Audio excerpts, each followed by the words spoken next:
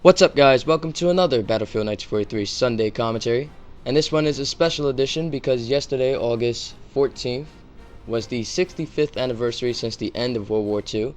And that was the day that we celebrate VJ Day, which is victory in Japan. And in Europe, they celebrate VE Day, but that's earlier in the year because that's victory in Europe. And that's when Germany surrendered. But Japan actually held out for quite some time, and they ended up surrendering in August instead of when Germany also surrendered.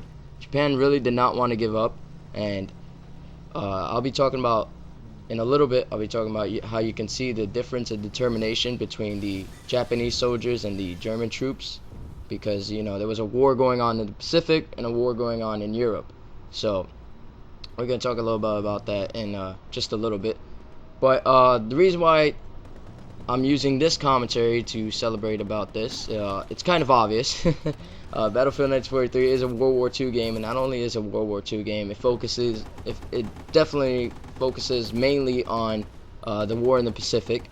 And I chose this map because Guadalcanal was the first U.S. offensive in World War II.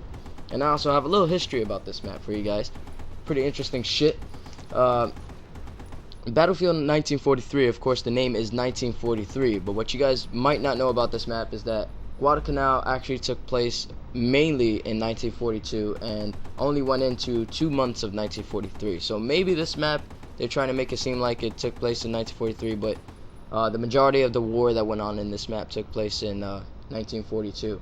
On August 7th, 1942, the first U.S. troops landed on the island of Guadalcanal, and the ending, when the last Japanese troops pulled out, was February 9th, 1943.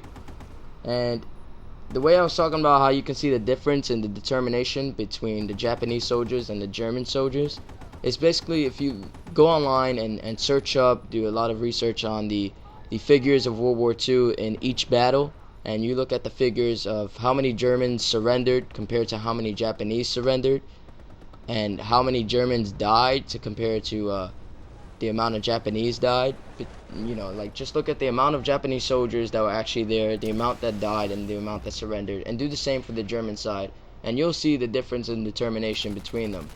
Like, for example, one part of the war in Europe, 300,000 German soldiers surrendered, and I don't know the exact part of the war. I forgot about it, but I do remember that 300,000 German soldiers surrendered, and that is a very, very, very large amount of numbers. I mean, that's 3/10 of a million.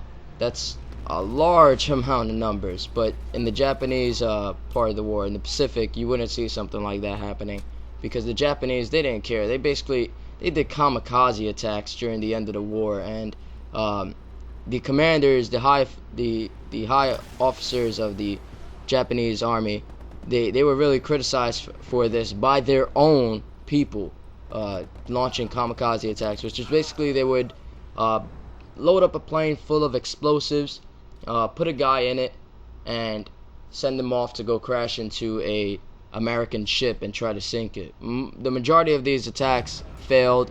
I'm not sure if they actually got to sink an American ship by doing that, but I don't think they actually got to do that. So they basically failed with that. Not only were they wasting planes, but they were wasting manpower, and sometimes they even had to drag the pilot onto the plane because he did not want to do it. And a lot of the photos that they used as propaganda would show the pilots like happily going onto the plane, ready to die for the Empire of Japan and all that. And that was really depressing for them. I mean, if that's a last option in a war, you should basically just give up, really. And we were getting ready to invade the mainland, but we dropped the 2 atomic bombs, which basically forced Japan to surrender. And it wasn't the best of the decision, but it basically ended the war early, and it saved a lot of American lives and a lot of more damage happening. Because think about it, if we would have invaded Japan, it would have been one fucking bloody ass mess over there. So we basically just we made the decision. Wasn't the best of the decisions, but sometimes you have to make horrible decisions in order to achieve the greater good, and it's not always easy to do that. I mean, think of how you must feel if you got to make that decision. Yeah, there's innocent people there, but That's where most of the weapons and tanks and everything is being developed. It's a hard decision to make, but sometimes you got to make decisions like that. So I chose this commentary just to leave a little segment to remember those who died in World War II on both sides, on all sides, you know, because they really did sacrifice a lot, and some of them even made the ultimate sacrifice of giving their life to fight for whichever country they were fighting for. So yeah, I just wanted to take some time to kind of remind you guys that World War II did happen, you know. Some people, they actually do tend to forget, and it's kind of mean, you know, to forget that something like that actually happened. And we should always remember World War II, because that always reminds us of how cruel mankind can be. And in my last commentary, my Battlefield Bad Company 2 commentary, some people said I gave away a spoiler when I said that John Basilone died. That's not really a spoiler, because it's true, you know. It's not like they made that up. If you was to look up the name John Basilone, you'll see that he died on Iwo Jima. So it's not like a spoiler, you know. it's the truth. That's like saying, oh, you told me that the Japanese lost. That's a spoiler. No, it's not. You know, that's retarded. So yeah, I just want to leave a little segment, at least a little segment for World War II, but I'm not going to go on about this. I want to move on to other topics. And as always, just remember to remember those who died in World War II on both sides, except the Nazis. Those the Nazis. There's a difference between a Nazi soldier and the German soldiers. A lot of German soldiers did not want to fight for the Nazi regiment, but what choice did they have? It was either fight for them or probably get killed by your own officials. So the Nazis were the really fucked up ones, but the German soldiers, we should remember those guys. Let's see, what else do I have here?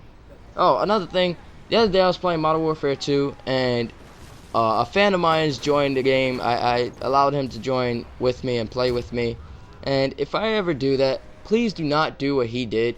I was trying to go for, well, I wasn't going for a nuke, but I was just like playing, and I got an AC-130. My AC-130's in the sky, and this motherfucker decides to stand behind me, standing up, and like try to protect me without cold-blooded.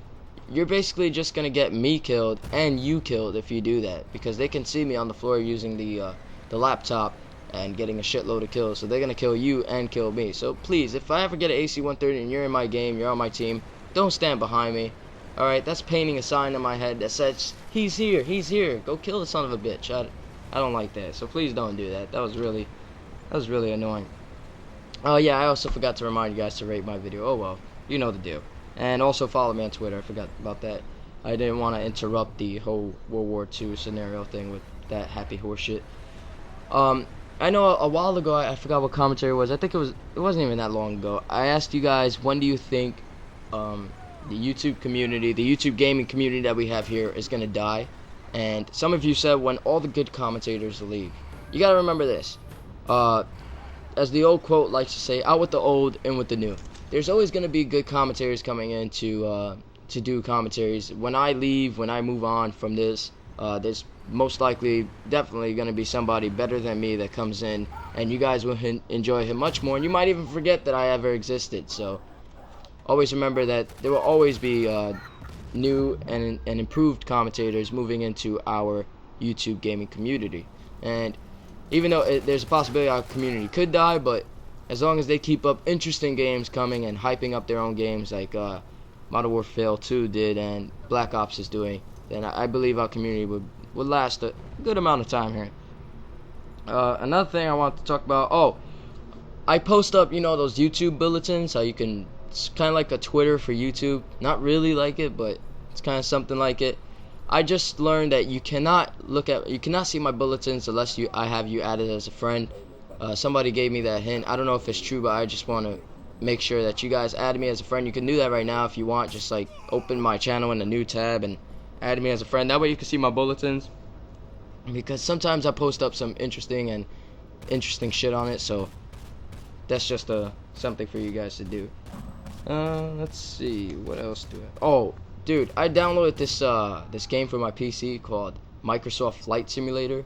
I don't know if any of you guys have ever played it. It's not really like a game where, you know, you're like I don't know, trying to achieve a high score or something like that, but It's basically, it helps you learn how to fly planes, and uh, it really does show you like how to use the controls and how to do a lot of things, talk to air traffic control and shit like that. And it'll make it much easier for you to learn how to fly a plane if you play that game, you know, because these days knowing how to fly a plane is fucking difficult. They have so many different instruments and shit like that that you have to learn how to use. And right here, I'm surprised I got away from that fucking tank. I don't know why he's not shooting at me with the turret gun. He's trying to shoot at me with the fucking regular gun, you know. But I've noticed that when I play on Call of Duty 4, there's been an increase of YouTubers ever since Modern Warfare 2 came out. What the fuck is up with that, man? People try to go on Call of Duty 4, they go into hardcore games, and they try to do that, they use overkill, and they have like 4 noob tubes, and, you know, they try to noob tube as many people as possible before they die, and that's basically what people are doing now on Call of Duty 4, and it is getting quite annoying to see the increase of YouTubers, even though it's not as powerful, but it does get annoying, you know. And there was something else I was gonna talk about. Shit, what was it? Oh, I was in a stream the other day, and some dude was talking about how he lost his dog. His dog, not like lost it, the dog died. And, you know, I just, because I have a dog myself. I have a beagle. She's 3 years old. Fucking high class dog, man. This dog won't drink water unless it has ice in it. She won't eat her food unless it is fresh. She sleeps in air conditioned rooms when it's hot out, and she lays down on beds. She doesn't sleep on the floor or a little doggy bed because she never liked that. She's fucking high class. I think they treat her better than me in this fucking house, but having a dog is a great thing to have, you know, just in case a robber comes around. Your dog might attack it. Your dog might try to play with the robber, or your dog might just be on the robber's side and start stealing shit from your own house, you know. So be careful with that. But dogs are man's best friend if you ever really look at it. Like it's always been dogs that are really like there with mankind, you know. Like dogs are there to help blind people. Dogs are also in the military. No, they don't walk around with fucking guns. They sniff for like enemy troops, bombs, things like that, you know. So dogs have always been there for mankind, and even though some human beings treat dogs like really, really bad. If you ever watch those commercials where it's like the sad song and the beat up dogs playing, I fucking hate that. If I was to ever see some dude beating the shit out of a dog with no reason, like the dog is not attacking him, or, you know, some dude abusing a dog, I would cut his balls off. You know, don't kill the dude. That's just gonna put him out of his own misery. Make him fucking miserable. Cut his balls off, and that would make him pay for what he has done.